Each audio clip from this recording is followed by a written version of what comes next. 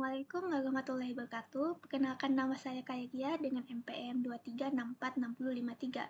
Saya dari Prodi Teknik Sipil FPL, di mana kali ini saya ingin mempresentasikan mengenai pengantar geologi teknik. Apa itu geologi teknik? Geologi teknik itu mempelajari tentang sifat-sifat tanah dan batuan untuk membantu merancang dan membangun struktur yang aman dan stabil.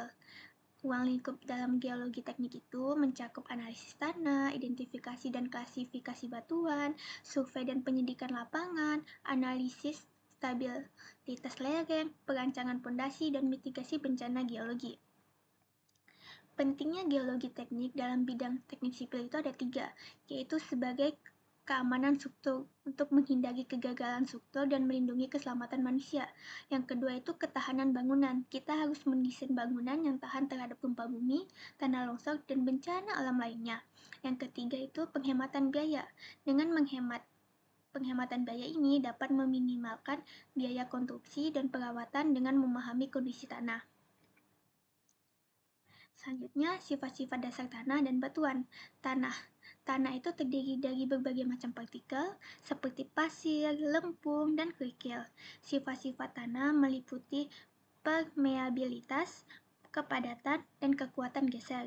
Kalau batuan itu berasal dari batuan beku, batuan sedimen, dan batuan metamorf. Sifat-sifat batuan itu meliputi kekerasan, ketahanan terhadap pelapukan, dan ketahanan terhadap air. Survei dan penyidikan lapangan. Pertama itu kita melakukan survei geologi untuk mendapatkan pemetaan kondisi geologi di lokasi konstruksi. Selanjutnya, pemboran tanah untuk mengambil sampel tanah yang mana akan dianalisis di laboratorium. Pengujian lapangan. Pengujian ini sifat-sifat tanah secara langsung di lapangan. Selanjutnya ada analisis stabilitas lereng. Pertama kita harus mengetahui faktor risiko. Analisis faktor-faktor yang dapat menyebabkan kegagalan lereng seperti hujan, gempa bumi, dan beban manusia. Selanjutnya metode analisis. Itu dapat menggunakan software dan metode perhitungan untuk menentukan stabilitas lereng. Lanjut dengan tindakan mitigasi. Rekomendasi untuk mencegahkan kegagalan lereng seperti penyanggaan, drainase, dan stabilisasi. Perancangan pondasi bangunan itu ada 4. Yang pertama jenis pondasi dangkal, dalam, atau tiang panjang. Beban itu ada beban bangunan, beban hidup, dan beban gempa bumi.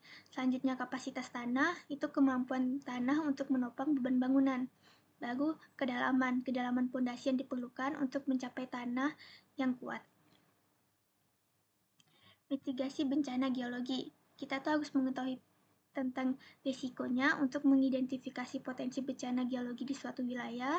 Baru perencanaan darurat, yaitu pengembangan rencana untuk menghadapi dan mengatasi bencana geologi. Baru diadain mitigasi, yaitu tindakan untuk mengurangi dampak bencana geologi seperti penambahan tanah, penahanan tanah longsor, dan perencanaan tata ruang.